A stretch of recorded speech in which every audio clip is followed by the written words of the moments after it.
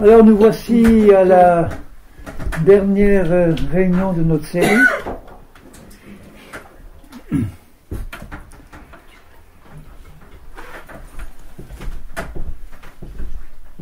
Sur la manière dont nous devons nous comporter en tant que chrétiens dans ces temps de la fin, enfin de tout temps, de toute manière, pour pouvoir traverser cette période en vainqueur, avec notre Seigneur, le grand vainqueur. Donc ce soir, pour terminer, je voudrais parler d'un point vraiment important. Certains d'entre vous m'ont déjà entendu, mais c'est bon de le répéter. C'est que le Seigneur veut pour nous une pleine victoire sur le péché.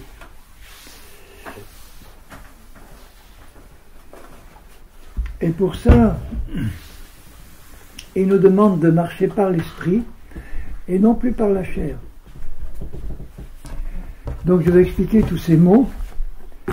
Et je commencerai par lire un court passage dans l'Épître aux Galates au chapitre 5.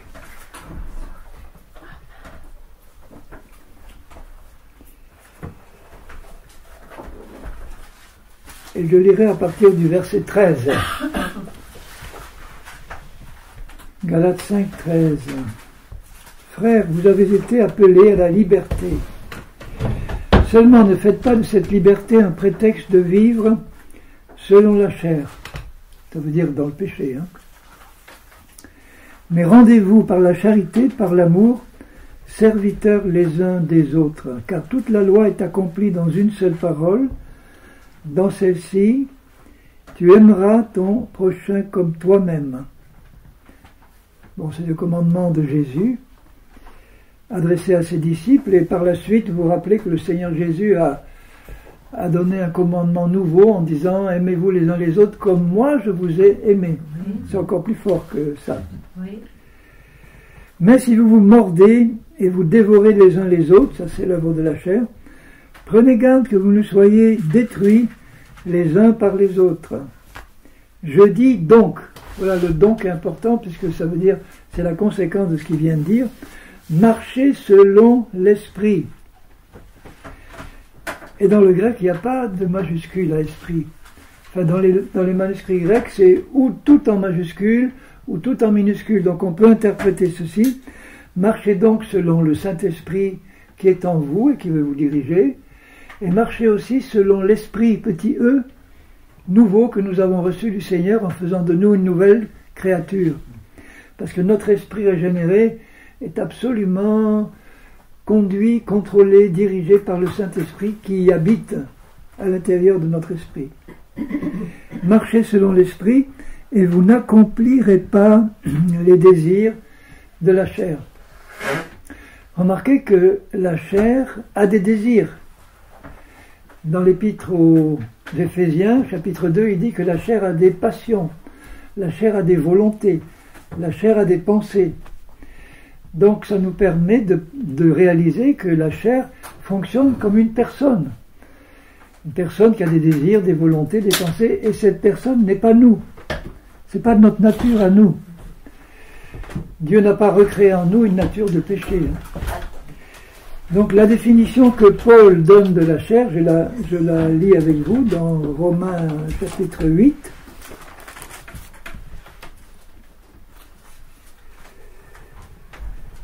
Non, Romains chapitre 7 d'abord, je vais prendre la fin de ce chapitre, au verset 19. Romains 7, 19. Car je ne fais pas le bien que je veux, je fais le mal que je ne veux pas. Non, j'aurais pu commencer par le verset 18, pour voir le contexte. Ce qui est bon, je le sais, n'habite pas en moi, c'est-à-dire dans ma chair. Il parle de la chair physique, la chair physique. J'ai la volonté, mais non le pouvoir de faire le bien. Donc ça a été un moment de sa vie, ça n'a pas été toute sa vie, parce qu'il a compris la victoire. Car je ne fais pas le bien que je veux, je fais le mal que je ne veux pas. Est-ce que ça vous est arrivé déjà de ne pas pouvoir faire le bien que vous voulez faire et de faire le mal que vous ne vouliez pas faire? Et si je fais ce que je ne veux pas, ce n'est plus moi qui le fais, c'est le péché qui habite en moi. Vous voyez qu'il identifie la chair avec le péché. Chair égale péché. Et ce n'est pas une puissance neutre. C'est une puissance vivante qui a des pensées, des désirs, des émotions, des volontés. Donc je dis toujours que la chair de péché qui habite dans ma chair physique, c'est pas la même chose que ma chair physique.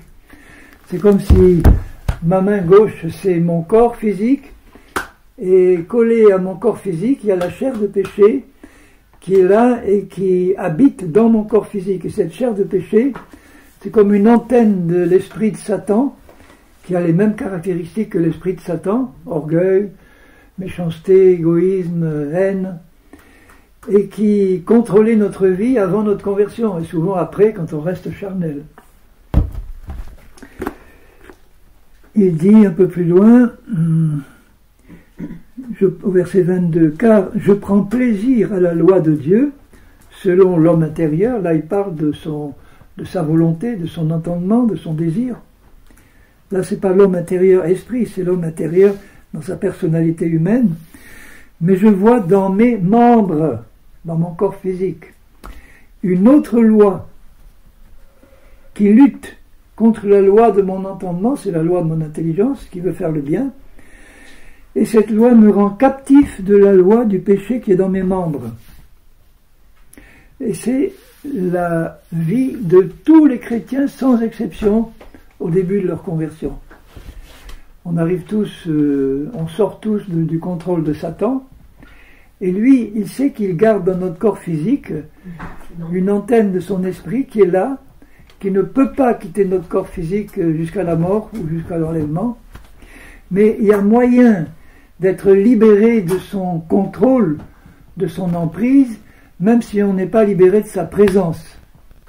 En nous, dans le corps, on doit être libéré de son contrôle, de son influence, sinon on ne pourrait jamais marcher par l'esprit. Donc cette loi, une loi c'est quelque chose de... Bon, la loi de la gravité c'est permanent, c'est une loi, on ne peut pas... Vous lâchez un objet, il tombe, vous pouvez le lâcher 100 fois, il va tomber. Mais sur le plan physique, il y a des moyens de contrer la loi de la gravité.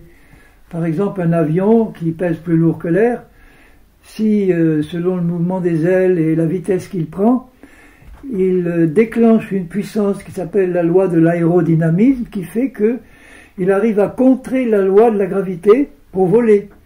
Mais est-ce que la loi de la gravité a disparu? Non. S'il réduit la vitesse ou que les moteurs s'arrêtent, la loi de la gravité reprend le contrôle et il tombe.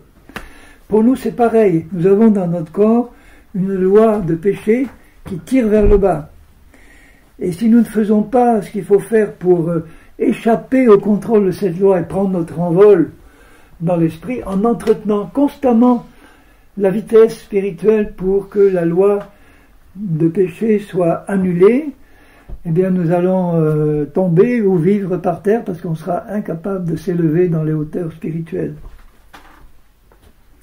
Cette loi de péché qui est dans mes membres, misérable que je suis. Je désirais vraiment connaître la solution à ce problème. Qui me délivrera du corps de cette mort? Dans sa pensée, qui me délivrera de la mort qui est dans mon corps? Cette loi de péché, c'est une loi de ténèbres, de péché et de mort. Grâce soit rendue à Dieu par Jésus-Christ notre Seigneur. Dieu lui a révélé, par Jésus, il lui a révélé la solution. Paul est le seul dans toute la Bible, ou dans tout le Nouveau Testament, qui ait reçu de Dieu, de Jésus, la révélation de ce que c'est que la marche par l'Esprit. Les autres apôtres, Jean, Pierre, etc., ils ont eu d'autres révélations, tout se complète, mais Paul a reçu la révélation de ce que c'est que la marche par l'Esprit. Et il dit, je termine le verset 25, « Ainsi donc moi-même, je suis par l'entendement, par mon intelligence, par mon désir, ma volonté, esclave de la loi de Dieu, il veut faire le bien, mais par la chair, si elle me contrôle, je suis esclave de la loi de péché. » Et la victoire, il la proclame au chapitre 8, au verset 1er. Il n'y a donc maintenant aucune condamnation pour ceux qui sont en Jésus-Christ, qui marchent non selon la chair, mais selon l'esprit. La fin de ce verset n'est pas dans toutes les versions, mais elle est dans les bons manuscrits grecs. D'ailleurs, il le précise un peu plus bas. En effet, la loi de l'esprit de vie, c'est intéressant comme expression. Ça veut dire que dans mon esprit, qui est vivant, en Christ, ou dans le Saint-Esprit qui habite dans mon esprit, il y a une nouvelle loi qui est plus forte que la loi du péché et de la chair qui habite dans mes membres. Et si je peux déclencher cette loi de l'esprit de vie, je suis libéré du contrôle de la loi du péché qui pourtant reste présente dans mes membres. Mais pour ça, il faut marcher par l'esprit. Car chose impossible à la loi, il parle de la loi de Dieu, c'est aussi valable pour la loi de Moïse, mais pour la loi de Dieu en général, pour la volonté de Dieu pour nous, elle ne peut pas s'accomplir, c'est impossible, parce que la chair la rend sans force. Si, comme il dit, si je veux obéir à Dieu par mon entendement, mon intelligence, et si je n'ai pas compris comment déclencher cette loi de l'esprit de vie, je ne vais pas pouvoir obéir à Dieu, je vais rendre impuissante la loi de Dieu, la volonté de Dieu dans ma vie, parce que je ne pourrai pas maîtriser cette loi de péché qui me tire vers le bas en permanence. Et il dit, dans la loi de l'esprit de vie, bon, là-dessus, Dieu a condamné le péché dans la chair, donc de Jésus, en envoyant à cause du péché son propre Fils dans une chair, il parle d'un corps physique là, semblable à celle du péché, cela afin que la justice de la loi fût accomplie en nous qui marchons non selon la chair mais selon l'esprit. Donc c'est valable pour toute la loi de Dieu, que ce soit la loi de Moïse, la volonté de Dieu pour nous en tant que chrétiens. Quelqu'un a compté le nombre de commandements qui s'adressent aux chrétiens dans le Nouveau Testament. Il en a relevé, je crois, plus de 1200 commandements. Soyez toujours joyeux, pardonnez à vos ennemis, faites du bien à ceux qui vous, etc., etc. 1200 commandements. Dans la loi de Moïse, il y en a 613. Donc pour nous, chrétiens, nous avons 2 fois plus de commandements que les juifs, mais on ne peut pas obéir à ces commandements comme les juifs s'efforçaient d'y obéir, par leur propre force.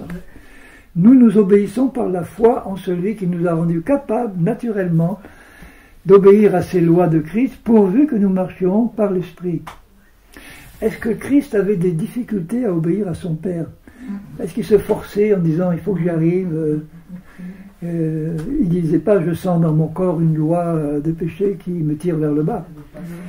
Il manifestait naturellement, sans effort, l'obéissance à la volonté de son Père dans tous les domaines. De même, si nous marchons par l'Esprit, nous allons naturellement, sans effort, obéir à tous les commandements de Dieu parce qu'ils sont inscrits dans notre esprit. Ils sont là, et par la puissance du Saint-Esprit qui habite en nous, dans notre esprit régénéré, tout ça va découler tranquillement de nos vies et on va pouvoir marcher par l'Esprit sans effort. C'est ça le cadeau merveilleux que Dieu nous donne, sans effort. Nos efforts, ils se passent avant pour essayer de comprendre, pour faire tous nos efforts, pour comprendre ce que c'est que la marche par l'Esprit.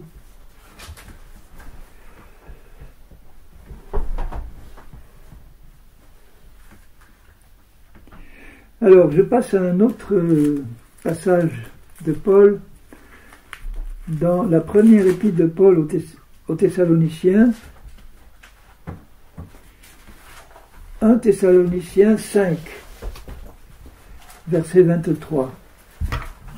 1 Thessaloniciens 5, 23. Que le Dieu de paix vous sanctifie lui-même tout entier, avec notre accord, notre volonté. C'est lui qui le fait. Et que tout votre être, l'esprit, l'âme et le corps, soient conservés irréprochables. Conservé, irréprochable, ça veut dire qu'il atteint cet état irrépréhensible lors de l'avènement de notre Seigneur Jésus-Christ. À partir de cet enlèvement, nous atteignons un point de perfection totale. dans notre esprit, notre âme et notre corps, et cette perfection, nous la conservons pour l'éternité. Mais là, ça nous fait comprendre que notre être humain est composé de 3 parties, l'esprit, l'âme et le corps. Et ces 3 parties doivent être amenées à la perfection totale en Christ. La première partie, l'esprit, il n'y a pas beaucoup de chrétiens qui savent réellement ce que c'est que l'esprit. Quand je pose la question à la plupart des chrétiens, il y en a qui ont compris, mais je leur dis, tu sais faire la différence entre l'esprit, entre ton esprit et ton âme? Les réponses ne sont pas claires. Souvent on me dit, l'esprit c'est la partie de mon intelligence qui communique avec Dieu, ou bien c'est la partie de mon être intérieur au niveau de mon âme, qui est capable de communiquer avec Dieu, ou avec le monde spirituel. Mais c'est pas ça du tout. Notre esprit, c'est un homme intérieur véritable, ou une femme intérieure véritable, qui est notre être réel, notre être spirituel réel. Je prends l'exemple que j'utilise souvent, je dis, si tu pouvais voir ton esprit, tu verrais à l'intérieur une personne complète, avec une tête, un tronc, des jambes, des bras, des yeux, des oreilles, un nez, une bouche. Notre corps physique, c'est juste l'enveloppe extérieure matérielle de notre esprit qui est une véritable personne complète à l'intérieur. L'exemple le plus clair, c'est quand dans l'Apocalypse, vous voyez que l'apôtre Jean monte dans le ciel en esprit. Quand il est dans le ciel, il peut voir, il peut entendre, il peut parler, il pose des questions à l'ange qui l'accompagne, au Seigneur. Il voit autour du trône, il dit les âmes, parce que dans l'au-delà, l'âme et l'esprit sont unis. Il aurait pu dire les esprits. Il voit les esprits de ceux qui sont sauvés, avec des robes blanches, des harpes d'or dans leurs mains, et qui chantent de leur bouche. Vous voyez que leur esprit a la même forme dans le ciel que notre corps. La seule différence, c'est que leur esprit est dans la perfection totale de la nouvelle création, alors que nous, sur la terre, nous ne sommes pas conscients normalement de notre esprit. Je ne me suis pas rendu compte, au moment où je me suis converti, que mon esprit était passé par une nouvelle naissance. Ça a été... j'ai rien senti, sinon la paix qui est rentrée dans mon âme parce que je savais que j'étais pardonné, mais je n'ai appris que j'avais un esprit qu'en lisant la Bible et en voyant notamment les écrits de Paul, ce que c'était que notre esprit, c'est-à-dire il l'appelle un homme nouveau ou une femme nouvelle, recréée à neuf au moment de la conversion. Avant notre nouvelle naissance, notre esprit à l'intérieur était dans la mort spirituelle. Il existait, il vivait, mais il était dans la mort spirituelle, coupé de Dieu, enfant de Satan. Et lorsque, au niveau de mon âme, c'est-à-dire de ma personnalité humaine, de mon intelligence, de mon entendement, j'ai entendu le message de l'Évangile, le Saint-Esprit m'a convaincu de péché, j'ai cru en Jésus, je savais que mes péchés étaient pardonnés, mais je ne savais pas du tout, ni que j'avais un esprit, ni que mon esprit était passé par une nouvelle création. C'est-à-dire que quand Christ est mort d'avance, il est dit qu'il nous a pris en lui quand il était sur la croix, et lorsqu'il est mort, nous sommes morts avec lui, quand il est ressuscité, nous sommes ressuscités d'avance. Lui, il a fait ça d'avance pour nous, alors que nous n'existions pas encore, nous sommes venus à l'existence que 2000 ans plus tard. Mais d'avance, il nous connaissait, d'avance, il a accompli ce qu'il fallait, il nous a pris, si vous voulez, spirituellement parlant, puisque pour Dieu il n'y a pas de temps, en lui pour nous faire mourir et ressusciter. Et au moment où nous nous convertissons, il prend notre esprit ancien, qu'il appelle le vieil homme. Le vieil homme n'est pas la chair, n'écoutez pas ceux qui disent que le vieil homme est la chair. Notre esprit, qui était dans la mort spirituelle, et il le fait passer, il communique ce qu'il a accompli il y a 2 ans, c'est-à-dire notre mort et notre résurrection en Christ, il le fait passer dans notre esprit, en faisant mourir notre esprit ancien, et en le ressuscitant aussitôt en tant qu'homme nouveau, entièrement recréé à neuf, à l'image de celui qui l'a créé, c'est-à-dire Jésus. Notre esprit devient participant de la nature divine, il devient comme 1 Corinthiens 6, verset, je ne me rappelle plus, dit, si quelqu'un s'attache à Jésus-Christ, il forme un seul esprit avec lui, au sens qu'il y a quand même 2 personnes, lui et moi, mais on est tellement unis dans notre esprit, parce qu'il peut le faire, parce qu'il a recréé notre esprit entièrement dans sa justice et dans sa sainteté. On voit ça par exemple dans l'épître de Paul aux Éphésiens, au chapitre 4. Il dit ceci au verset 20, où il vient de dire aux chrétiens, ne marchez pas comme des païens, mais il dit maintenant, mais vous, verset 20, ce n'est pas ainsi que vous avez appris Christ, que vous avez connu Christ et que vous avez su ce qu'il avait fait. Si du moins vous l'avez entendu, si vous avez entendu sa parole, et si, conformément à la vérité qui est en Jésus, c'est en lui que vous avez été instruits. Il y a une instruction qu'on doit recevoir. Instruits à faire quoi? À vous dépouiller, eu égard à votre vie passée, du vieil homme qui se corrompt par les convoitises trompeuses.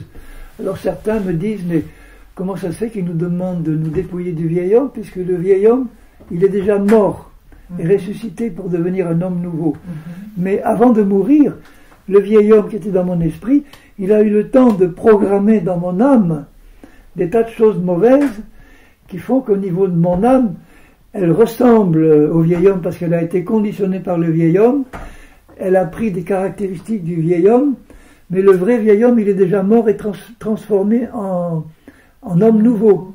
Donc ça veut dire que il faut faire un travail avec le Seigneur au niveau de mon âme pour faire éliminer de mon âme tout ce que le vieil homme y avait planté, pour remplacer, renouveler mon intelligence, mes pensées, mes sentiments, mes émotions, ma volonté, pour que ce que je suis dans l'esprit puisse descendre au niveau de mon âme et transformer mon âme de plus en plus à l'image de Christ et de mon esprit, de ma vraie personne qui est l'esprit. Donc, apprendre à me dépouiller du vieil homme, ça veut dire apprendre à purifier mes pensées, mes sentiments, mes émotions de tout ce qui est impur, charnel, satanique, terrestre, diabolique, pour le remplacer par les pensées de Christ, les sentiments de Christ, la volonté de Christ, qui sont parfaitement dans mon esprit actuel. Ça veut dire ceci, c'est que au niveau de notre esprit, nous ne sommes plus soumis au péché, nous n'avons plus une nature de péché dans notre esprit, écoutez bien, dans notre esprit, mais au niveau de notre âme, qui a besoin d'être purifiée, des mensonges, des péchés qui s'y trouvent, elle est encore contrôlée par une puissance de péché, au moins partiellement, et c'est là qu'on a besoin de purifier notre personnalité humaine. Si vous voulez, notre âme, c'est notre personnalité humaine, telle que les psychologues la connaissent, hein, c'est-à-dire avec une intelligence, des sentiments, un côté émotionnel, sentiments, émotions, et puis volonté. Voilà, notre âme, c'est le domaine des psychologues, qui n'ont pas accès au domaine spirituel. Et il faut que notre âme soit entièrement purifiée, on appelle ça la sanctification, la purification, et ça va se poursuivre jusqu'au moment de l'enlèvement. Et c'est pour ça que Paul nous demande de travailler avec Dieu. C'est lui qui nous sanctifie, et c'est lui qui nous purifie, mais nous devons le laisser faire. Donc on doit se dépouiller. Je reviens dans Éphésiens 4, au verset 22. Il demande de nous dépouiller du vieil homme qui se corrompt par les convoitises, à être renouvelé dans l'esprit de votre intelligence. Puisque notre intelligence est capitale dans ce processus de purification. Notre intelligence, c'est notre capacité de comprendre la parole de Dieu, de raisonner, de recevoir la révélation du Saint-Esprit dans notre intelligence, pour pouvoir savoir ce que j'ai à faire pour purifier mon âme des restes de ce vieil homme. Et il ne dit pas à être renouvelé dans votre intelligence, remarquez, à être renouvelé dans l'esprit de votre intelligence. C'est-à-dire que notre intelligence, auparavant, elle était branchée sur la chair, qui est un esprit, puisqu'elle a des pensées, des désirs, des émotions. Il y a beaucoup de chrétiens qui ont du mal à comprendre ça, parce qu'ils disent c'est la chair. La chair, c'est la viande, c'est le mot grec, la viande. Ils ne font pas la différence entre la chair physique, qui est neutre, qui peut être contrôlée par Dieu ou par Satan, ma chair. Ma langue, par exemple, c'est un petit membre, mais si elle est contrôlée par Satan, elle fait beaucoup de dégâts. Mais elle peut être aussi contrôlée par l'esprit, pour qu'elle puisse bénir et proclamer les vérités du Seigneur. Donc notre intelligence qui était branchée sur la chair, nous devons apprendre à la débrancher, j'emploie des images, pour la brancher sur l'esprit, par la foi, ou sur la parole de Dieu. Et enfin, nous devons être instruits à revêtir l'homme nouveau, qui est notre esprit régénéré. Et il donne une définition de cet homme nouveau. Créé selon Dieu, ça veut dire à l'image de Dieu, dans une justice et une sainteté que produit la vérité. Notre esprit, quand est-ce qu'il a été créé? Au moment où je me convertis, il est recréé. Il est recréé. Dieu a créé mon premier esprit qui est devenu un vieil homme au moment de ma conception dans le sein maternel, au moment où les deux premières cellules s'unissent. Il crée mon esprit. L'esprit d'un bébé dans le sein, ou d'un petit enfant, il n'est pas encore tombé dans la mort spirituelle. Parce que quand Dieu crée quelque chose, il le crée pur. Ce qui veut dire que les esprits des bébés qui sont avortés ou qui meurent, ils ne vont pas en enfer. Ils n'ont pas encore manifesté le péché qui se trouve dans leur corps physique, qu'ils ont hérité de leurs parents.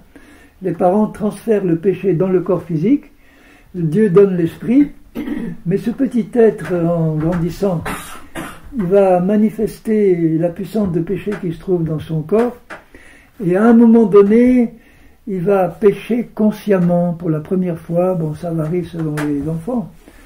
Mais à un moment donné, comme Paul le dit, vous vous rappelez dans la fin de Romains 7, il dit « Moi, un temps, quand je n'étais pas au courant de la loi, tout petit, je vivais, j'étais vivant dans l'esprit.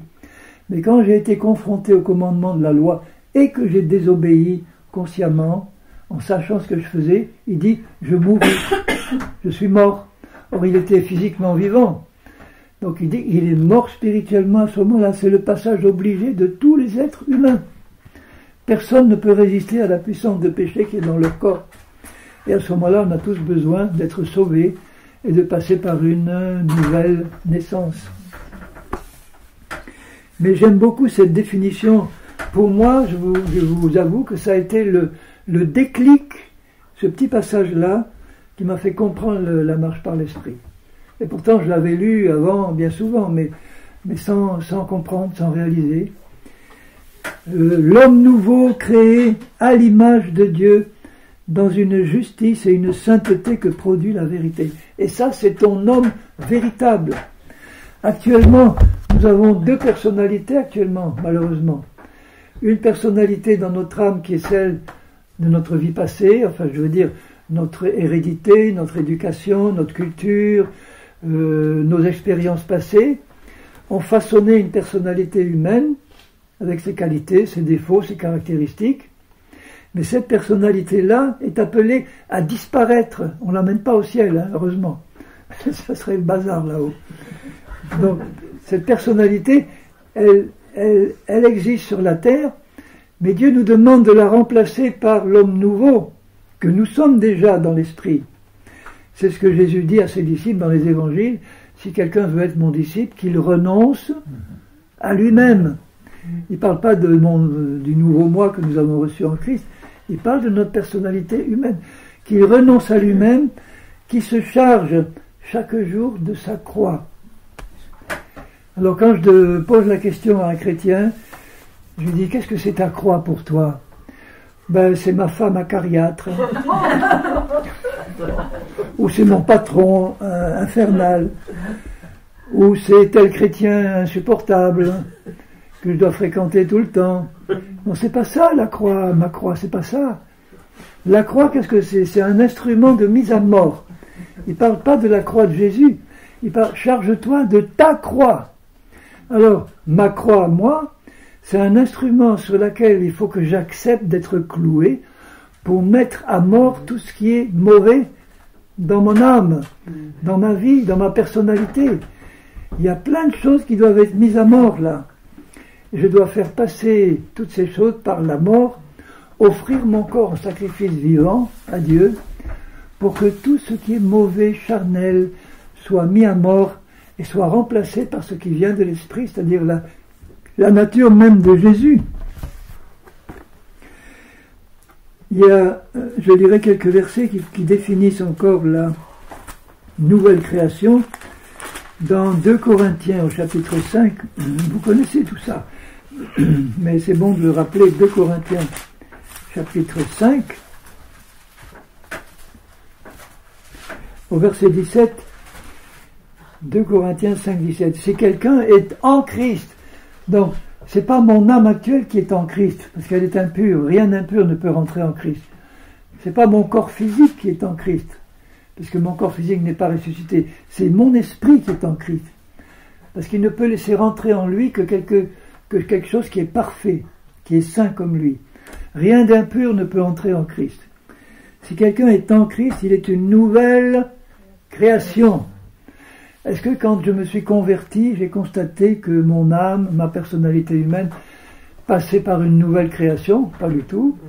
Est-ce que mon corps physique est passé par une nouvelle création? Pas du tout.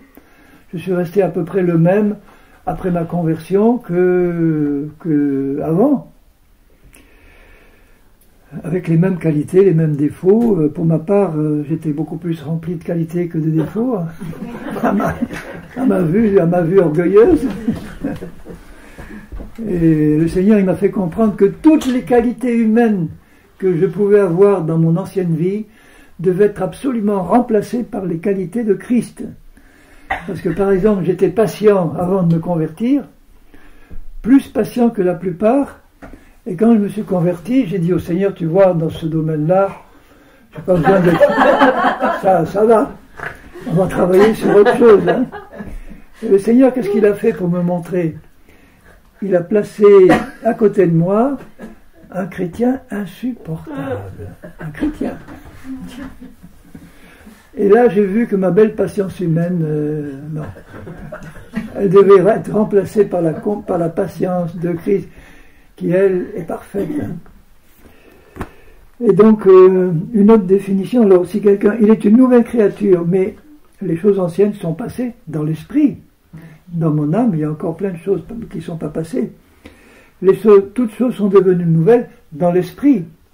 Et il dit au verset 21, celui qui n'a pas connu le péché, donc Jésus, il l'a fait devenir péché dans son corps, pour nous, afin que nous devenions en lui, maintenant, en Christ, justice de Dieu. Justice même de Dieu. Ça veut dire qu'il a fait le cadeau à mon esprit d'être aussi juste que Dieu est juste, aussi saint que Dieu est saint, aussi pur que Dieu est pur. Mon esprit n'est pas Dieu du tout, il n'a pas créé un autre Dieu, mais il a créé une nouvelle personne qui, sur le plan de la sainteté et de la justice, est aussi juste et saint que Dieu. Dans mon esprit, il n'y a pas un atome de péché, un atome d'imperfection. Vous réalisez le cadeau qu'il nous a donné là? Une autre définition de l'esprit dans l'épître de Paul aux Colossiens, quand il dit au chapitre 3 et au verset 5, faites donc mourir, voilà ma croix, faites donc mourir les membres qui sont sur la terre. En fait, dans le langage de Paul, ça veut dire faites mourir la chair qui est dans vos membres. Faites mourir au sens, on ne peut pas s'en débarrasser de sa présence, mais empêchez-la d'agir, rendez-la inefficace, paralysez-la, enfermez-la dans une cage. Elle sera toujours là, mais elle ne fera pas de mal. C'est comme si on peut comparer la chair avant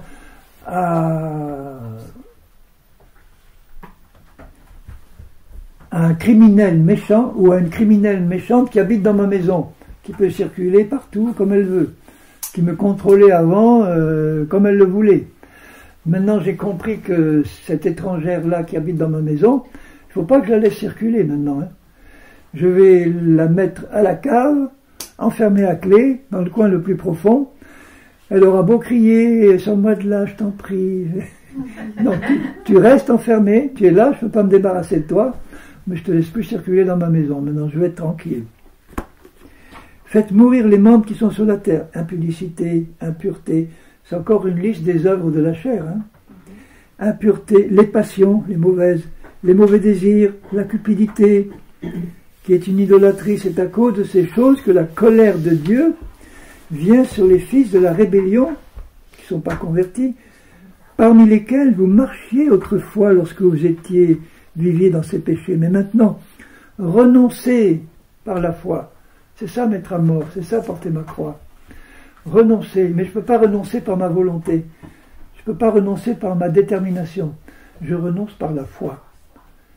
Quand je sais que je suis une nouvelle créature, si je sens monter de la chair qui habite en moi des désirs mauvais, parce que je sais que je suis une nouvelle créature, je sais que je ne lui ouvre plus la porte de mon âme pour qu'elle me contrôle. Mais je la sens. Elle tourne là autour. Elle est capable de m'envoyer une pensée, un désir impur. Et c'est pas péché de discerner que je vois une pensée impure s'approcher. Le péché vient si je lui ouvre la porte de mon âme, de mon cœur, pour la garder, l'entretenir et la nourrir. Mais si je la laisse dehors en disant tu m'intéresses pas, reste dehors, parce que entre toi et moi, on n'est pas du même domaine. Toi tu es du domaine dans l'esprit, hein. Toi tu es du domaine de Satan, moi dans l'esprit en tant que nouvelle créature, je suis dans le royaume de Dieu, en Christ. Et entre toi et moi, qu'est-ce qu'il y a? Il y a la croix. Et toi la chair, tu ne peux pas traverser la croix. Tu ne peux me contrôler que si au niveau de mon intelligence humaine, je n'ai pas compris que je suis une nouvelle créature et je ne me suis pas installé par la foi. Donc là je suis au niveau de la chair.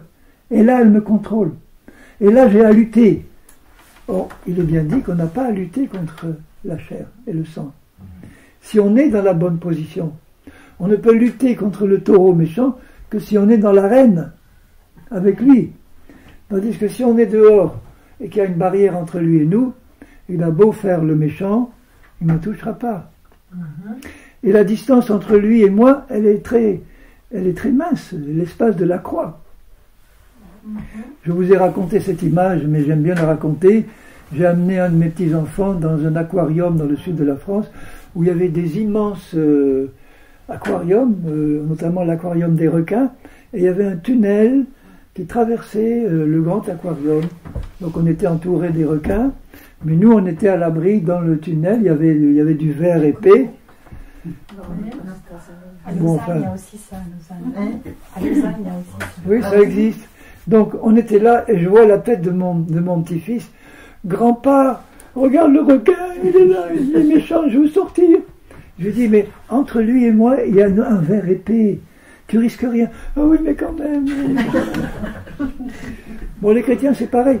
Moi, je le craindrais si j'étais dans l'eau avec le requin. Là, oui. C'est l'état de mon âme quand elle n'est pas renouvelée. Là, il peut m'avoir. Mais si je sais que je suis là en Christ, dans mon esprit, dans un endroit où il ne peut pas rentrer, à moins que j'y aille ou que je le laisse rentrer. Hein. Mais je lui dis à mon petit-fils, tu sais, là, le verre, il est épais. Oui, mais quand même, grand-père, quand même. Au cas où il casserait, je préfère le filer. Donc, Satan va nous impressionner en faisant monter en nous des pensées, des émotions qui viennent de la chair. Et les chrétiens qui ne réalisent pas qu'entre la chair et leur vraie nature, il y a une barrière infranchissable, ils sont à la merci de la chair. Parce qu'ils n'ont pas déménagé dans l'esprit par la foi. Ils sont restés là, dans le taudis qu'ils habitaient avant. Ils n'ont pas déménagé à Saint-Luc, dans le beau chalet, qui se trouve là-haut sur la montagne. Ils n'ont pas déménagé dans l'esprit par la foi. Ils ne se sont pas identifiés par la foi à la nouvelle personne qui sont en Christ. Et j'ai dû passer beaucoup de temps à méditer, à réfléchir, à prier. Révèle-moi bien qui je suis en Christ. Je suis en toi, Seigneur. En toi, j'ai hérité de toi d'une nature semblable à la tienne, pure, sainte, juste, qui n'a rien à voir avec mon ancienne nature, ou même avec ce qui peut rester encore de mauvais dans ma personnalité humaine. Et ça, c'est très difficile, je le sais par expérience, c'est très difficile à comprendre et à accepter pour la plupart des chrétiens, parce que dans leur mentalité, ils sont encore incrustés dans leur ancienne personnalité, ils n'arrivent pas à se dégager de la personnalité qui était la leur avant, et à se glisser entièrement dans leur nouvelle peau. Enfin, j'appelle ça la nouvelle peau, c'est ma nouvelle nature en Christ, pour ne plus arriver à dire, tiens, je possède maintenant dans mon esprit une nouvelle nature, mais dire, je suis maintenant cette nouvelle nature, c'est ma vraie nature. Ma vraie nature, c'est l'esprit régénéré. Je ne la vois pas, je ne la sens pas, c'est uniquement par la foi. Et plus tu vas méditer ce que tu es dans l'esprit, plus tu vas croire ce que Dieu dit que tu es en tant que nouvelle personne, plus celle-ci va se manifester, parce que c'est par la foi uniquement. Jésus dit bien, si tu crois, tu verras. Si tu crois que tu es la nouvelle personne que Dieu dit que tu es, et il ne ment pas, même si tu ne la vois pas, que tu ne la sens pas, le fait de croire la vérité de Dieu, ça la fait se manifester, sans effort. Sans effort. Et il ne faut surtout pas l'oublier, parce qu'au début, quand j'ai compris ça, je disais, voilà, tu es une nouvelle créature, ok, tu es saint et juste comme Jésus, très bien. Et ensuite, je sors pour faire mes activités de la journée, et j'oublie, parce que je suis repris par mon ancienne personnalité qui essaye de revenir, chasser le naturel, il revient au galop. Alors il fallait, bon attends, tu as oublié, dès que j'oublie qui je suis, la chair reprend le dessus. C'est comme si je suis replongé dans la mare aux requins, là, enfin dans le oui, voilà. Et l'ennemi en profite. Alors je lis le petit passage au verset 8. Maintenant, renoncez à toutes ces choses, faites-les mourir. Je ne peux les faire mourir que si je m'installe dans l'esprit. Parce que là, dans l'esprit, il n'y a rien de tout ça. Mais maintenant, renoncez à ces choses, à la colère, l'animosité, la calomnie, aux paroles déshonnêtes qui pourraient sortir de votre bouche. Ne mentez pas les uns aux autres. Alors regardez, vous étant dépouillés du vieil homme. Je dis tout ce qui est du vieil homme qui est mort, mais il a laissé des traces. Tout ce qui est du vieil homme dans ma personnalité, dans mon âme, je dois apprendre avec Christ à m'en dépouiller. Comment ? Eh bien, en apprenant à déconnecter ces choses-là de mon âme pour qu'elles ne me contrôlent plus par la foi.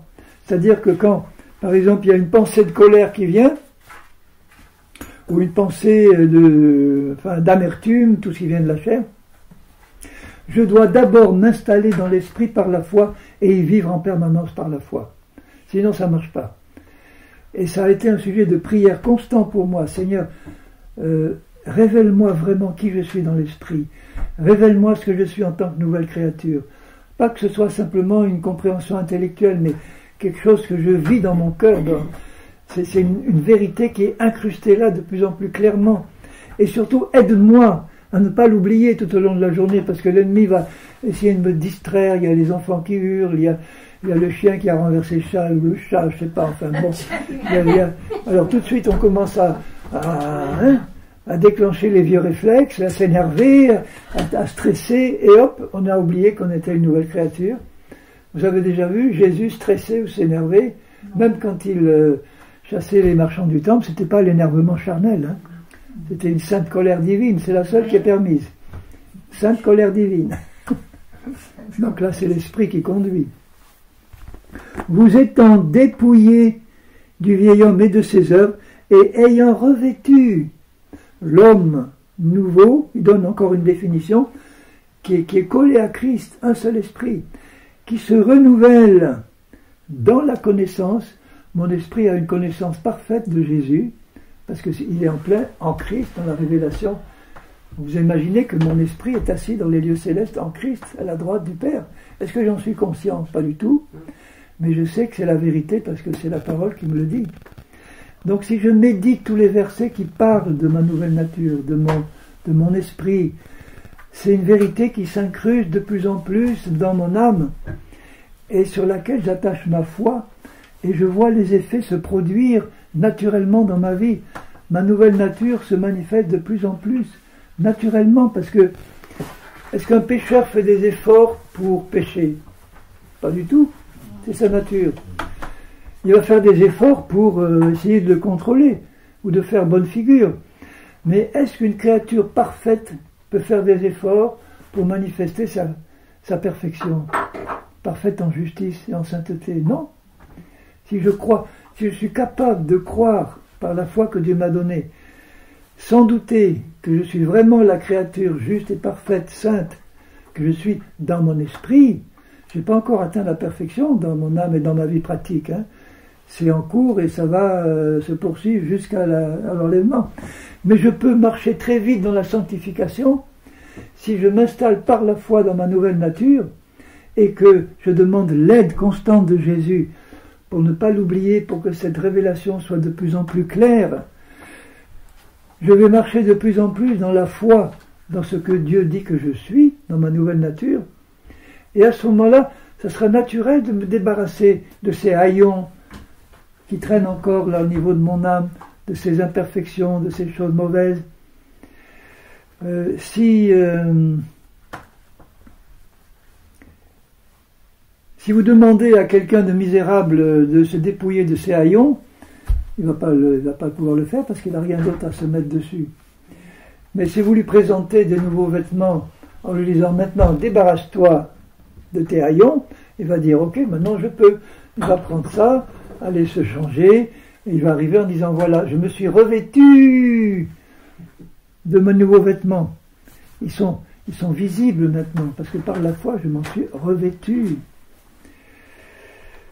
C'est pas facile au début, je vous assure, c'est pas facile parce qu'on a tellement de conditionnements passés, on est tellement accroché à notre vieille personnalité, même s'il y a des défauts, on veut y rester accroché, c'est nous, notre vieille nature. On doit vraiment se détacher, renoncer à ce que nous étions, il n'y a rien de bon là-dedans, et se revêtir par la foi. En fait, méditer qui je suis en Christ, c'est méditer sur Jésus. Plus mes yeux sont fixés sur Jésus, sur ce qu'il est, plus en ricochet, je réalise qui je suis dans mon esprit, au point de vue justice et sainteté et pureté, parce c'est lui qui m'a donné cette nature, et c'est lui qui l'entretient en permanence dans mon esprit, qui se renouvelle en permanence, il dit, à l'image de celui qui l'a créé, qui se renouvelle dans la connaissance selon l'image de celui qui l'a créé. Mon esprit est parfaitement à l'image de Christ, qui est lui-même l'image de son Père. C'est merveilleux le plan. C'est lui qui a fait tout ça. On n'a eu aucun effort à faire pour recevoir notre effort, c'est de nous plonger, de méditer la vérité de la parole, de la méditer en permanence jusqu'à ce que ça devienne une réalité incrustée dans notre cœur. Et que du matin au soir, on passe notre temps à rester consciemment dans cette position qui est la nôtre dans l'esprit. Comme Paul dit, oubliant tout ce qui est en arrière, je cours vers le but. Le but, c'est la perfection absolue. Donc je cours vers Jésus, qui est le but, mais en courant vers Jésus, je suis transformé à son image de gloire en gloire, rien qu'en le regardant. Parce qu'en le regardant, je me vois tel que je suis dans l'esprit. Vous voyez ça? Ah, dans mon cœur, quand je parle de ça, je bouillonne de joie. Et je dis, Seigneur, vite, vite. Seigneur, on travaille à éliminer tout ce qui reste du vieil homme ou de la vieille femme dans mon âme.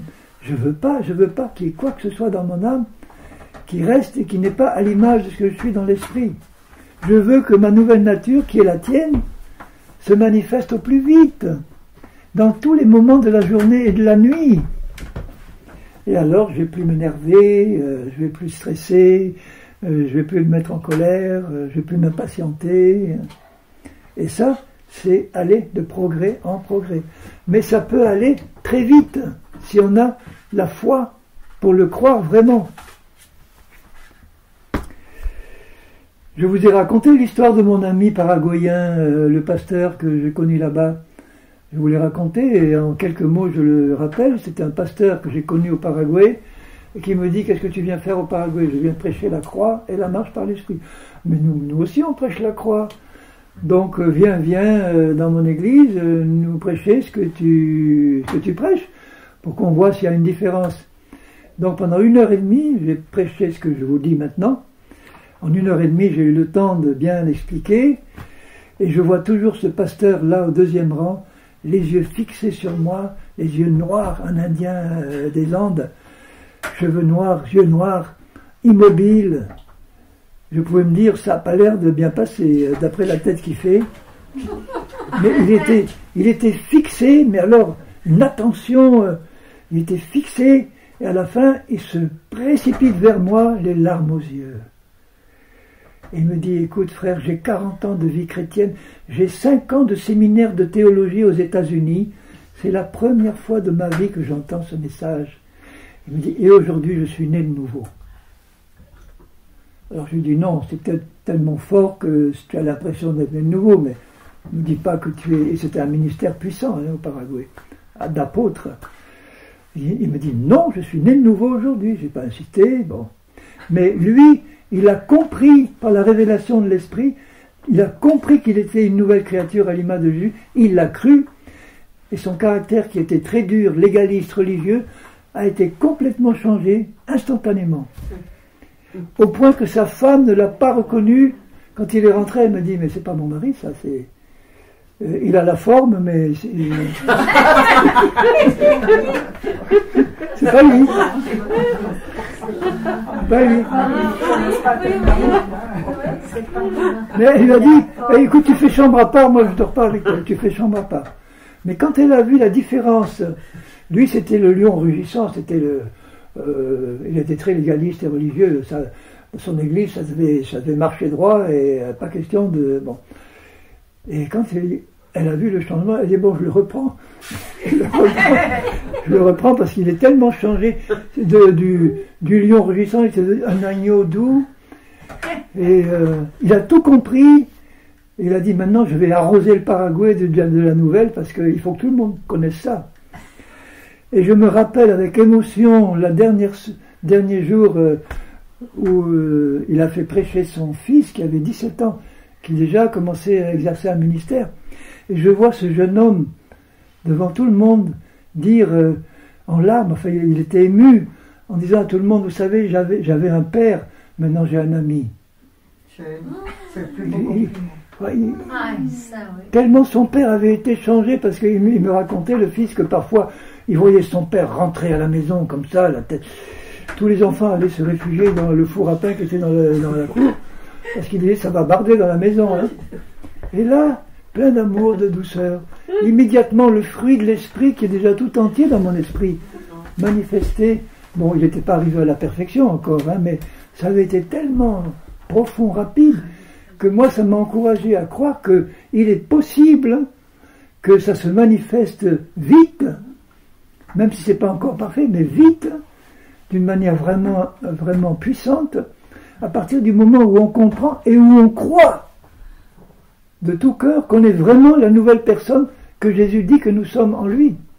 Parce qu'elle existe déjà.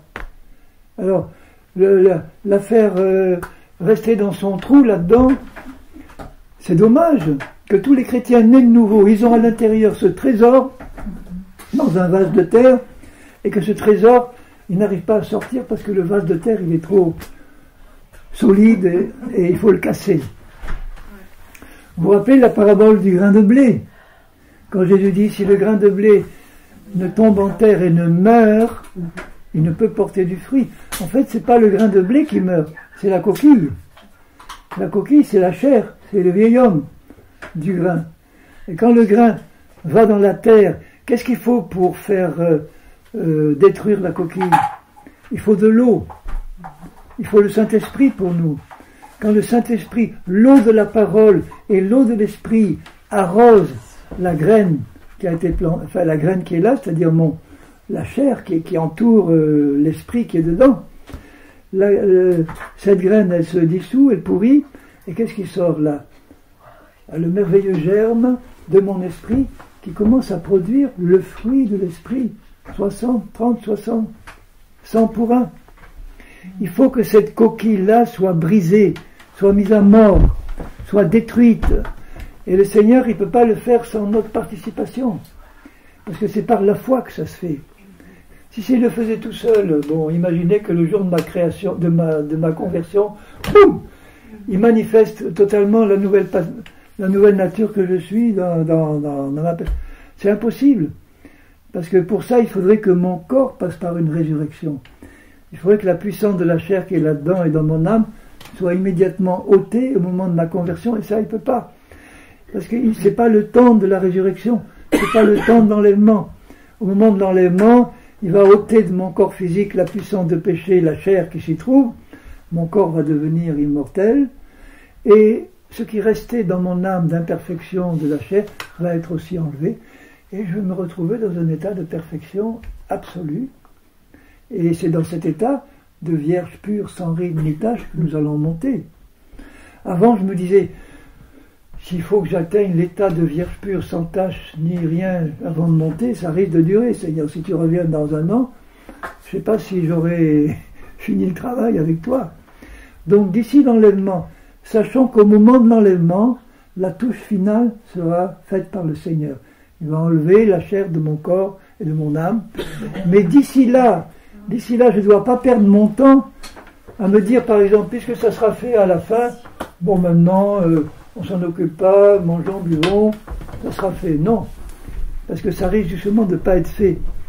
Tandis que si on utilise le temps qui nous reste d'ici l'enlèvement pour dire, Seigneur, je veux que dès maintenant, ma nouvelle nature se manifeste pleinement. Pourquoi ? Parce que j'ai un témoignage à donner sur cette terre qui doit être à ta gloire. Je dois montrer le fruit de l'esprit pleinement manifesté. Ce qui sera bon pour mon entourage, pour moi, pour mon entourage, pour l'Église, pour le monde. Là, je vais pouvoir être un instrument entre tes mains. Je ne serai plus un religieux simplement qui annonce ta parole. Bien sûr, il faut l'annoncer de toute façon. Il ne faut pas que j'attende que je sois pas parfait pour l'annoncer. Mais au moins, quand les gens verront que la parole de Dieu a eu un effet sur moi au point de me transformer à l'image de Jésus, même si ce n'est pas encore parfait, eh bien, ils vont se dire, en me voyant, ça marche son message. Tandis que si nous annonçons la parole de Dieu, bon, elle va être bonne pour amener les gens au salut, mais après, s'ils voient les chrétiens, comme il dit, se déchirer de la jalousie, des disputes, les divisions entre dénominations, et ci et ça, les gens du monde, ils disent, mais alors, truc, ça marche pas, là. Ils m'annoncent un beau message. Bon, ils peuvent être sauvés par la foi en Christ, mais après, la marche pratique, si on ne marche pas selon l'esprit, on ne va pas donner un témoignage qui va attirer les gens. On doit manifester, et le fruit de l'esprit, c'est d'abord l'amour, la joie, la paix, la patience, la bonté, la bienveillance, la foi, la douceur. Oh, que j'aime la douceur, la patience, la bienveillance. Ça fait du bien de rencontrer quelqu'un qui est bienveillant quand on fait des erreurs et des chutes, de trouver des gens qui sont bienveillants et qui nous aiment et qui nous supportent, qui nous aident à nous relever. La foi, la douceur, la maîtrise de soi, tout ça est déjà complet dans mon esprit. Dans mon esprit, c'est déjà complet. Alors Seigneur, je veux casser la coquille, je veux la faire disparaître au plus vite pour que le germe qui est à l'intérieur produise le beau fruit qui est déjà tout présent dedans en potentiel. Imaginez la puissance qu'il y a dans une graine. Un jour, on a cueilli avec ma femme un gland de chêne. Bon, je vous parle d'il y a 15 ans. C'était avec elle, un gland de chêne.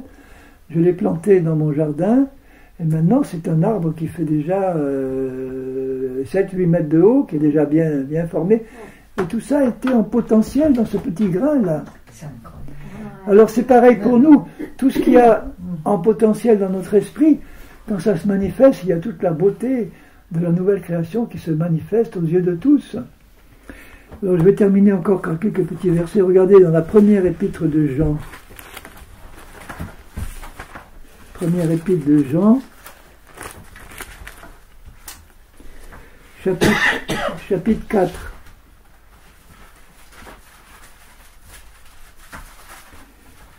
au verset 16, 1 Jean 4, 16.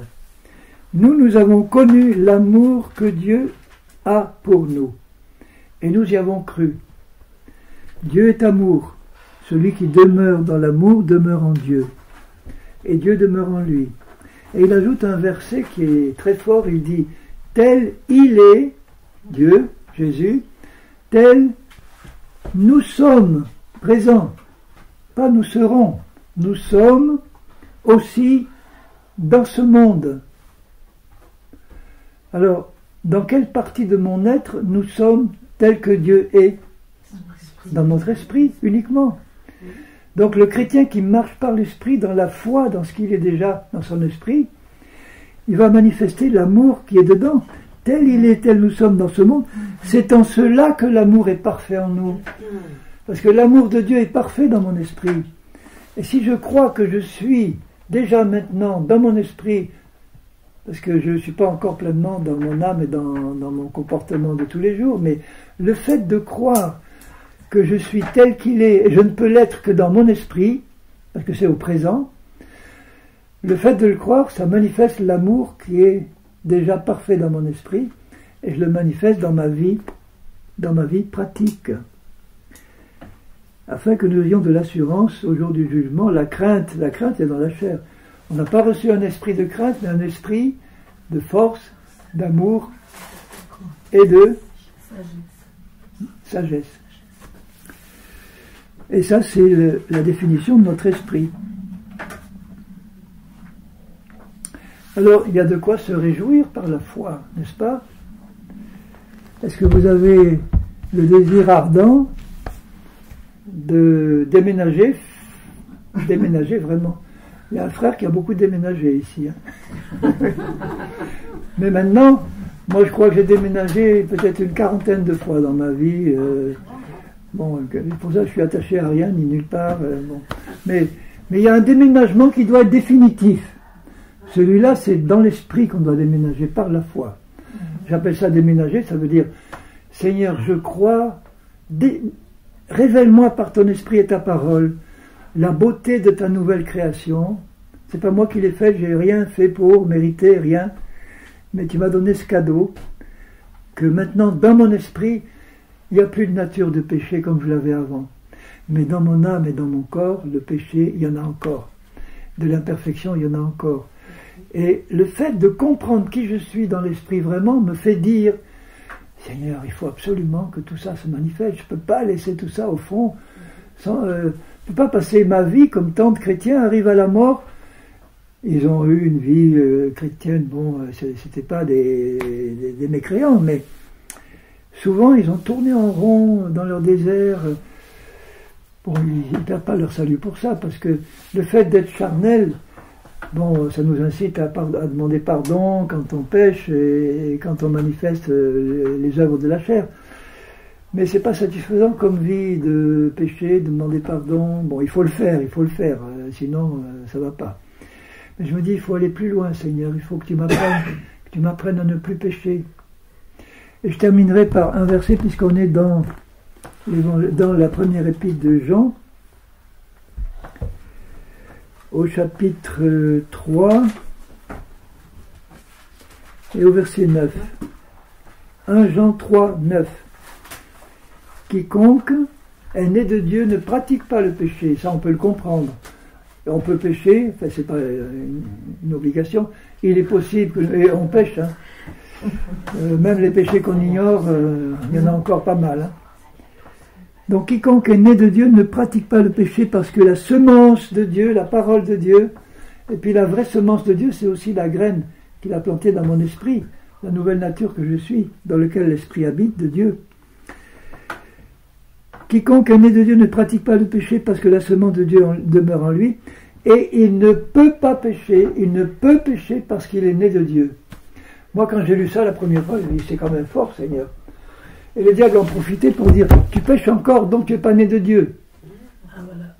Ah ben non, c'est pas possible, je sais que je suis né de Dieu, mais comment concilier ça, comment comprendre? Et l'étude de Paul m'a montré que c'est clair. Mon esprit ne peut pas pécher parce qu'il est né de Dieu et il a la même nature que Dieu, en sainteté et en justice. C'est bon de savoir. Bon, les esprits des saints qui sont dans le ciel, qui attendent la résurrection, est-ce qu'ils peuvent pécher? Non. Impossible. Personne. Mon esprit est dans les lieux célestes en Christ. Il a la même nature que l'esprit de tous ceux qui sont autour du Seigneur dans son trône. Il ne peut pas pécher parce qu'il est dans le royaume de Dieu, dans les lieux célestes. Mais dans mon âme, je peux pécher. Si je ne suis pas au courant, si je ne connais pas la vérité, je peux pécher. Et ça m'embête. J'aimerais avoir une pleine victoire sur le péché. Et il est possible de développer de plus en plus, dans le plus domaine de ma vie, l'apprentissage d'arrêter de pécher dans tel domaine. Donc il faut commencer par choisir un domaine en disant Seigneur, tu vas m'entraîner pour ce domaine-là qui encore est un trait de caractère mauvais qui ressort trop souvent. Tu vas m'apprendre, Seigneur, à ne plus le manifester. Pour moi, par exemple, c'était la bouderie. J'étais un boudeur invétéré avant de me... Je ne m'étais jamais en colère, jamais vous m'auriez vu en colère. Mais ma femme, en général, c'était toujours ma femme. Hein. Ma femme me faisait une injustice, ou que je croyais être une injustice, je boudais. Je ne lui parlais pas. C'est méchant, hein. Tu as ta femme à côté, tu ne lui parles pas. Et ça pouvait durer 2-3 jours. Hein. Oui, oui. Donc vous voyez que j'étais un coriace. Hein. Mais malheureusement, elle s'en moquait. Elle disait boude, elle rigolait. Alors moi j'étais là, je vais quand même pas bouder 15 jours. C'est fatigant. C'est fatigant de bouder. Et donc il fallait que j'arrête, et pour que j'arrête, il fallait que je m'humilie. Chérie, pardonne-moi, bon pardonne-moi, ok, c'est bon. Mais je recommençais à bouder. Et quand je me suis converti, j'ai dit bon maintenant il faut que ça s'arrête ça. Alors je boudais moins, mais je boudais encore. Alors j'ai fini par dire Seigneur, au secours, il y a quelque chose qu'il faut que je comprenne. Et c'est là que j'ai crié au Seigneur en disant mais où est la solution? Et la réponse tout de suite, étudie Paul. Étudie Paul. C'est lui qui a reçu la révélation de ce que nous sommes dans l'esprit, qu'on est mort et ressuscité, qu'on est une nouvelle créature semblable à Jésus. Et je me suis dit mais là c'est merveilleux. Est-ce que mon esprit nouveau, il est boudeur? Mais non, il n'est pas boudeur. Dans le ciel, personne boude.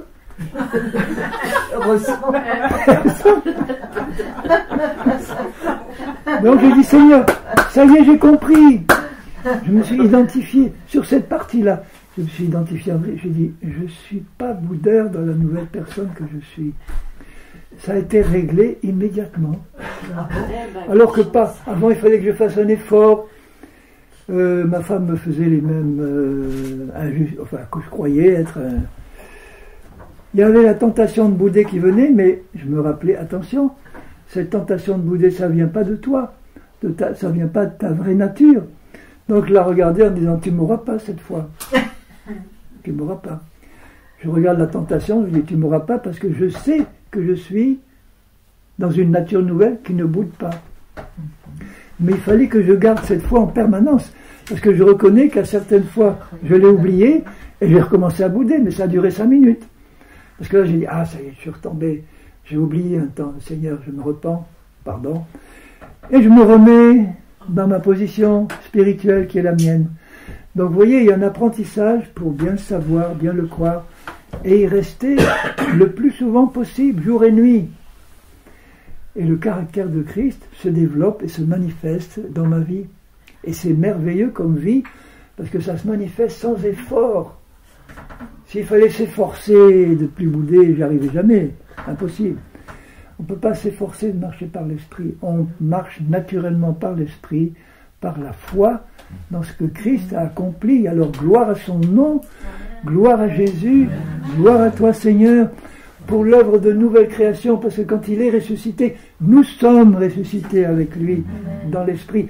Et nous avons une promesse de résurrection complète de tout notre être. On va se retrouver pour l'éternité maintenant dans la perfection de Jésus, absolue. Mais commençons dès maintenant à nous entraîner, parce que la perfection, elle est déjà dans mon esprit. Et je ne veux pas que ce cadeau reste non utilisé.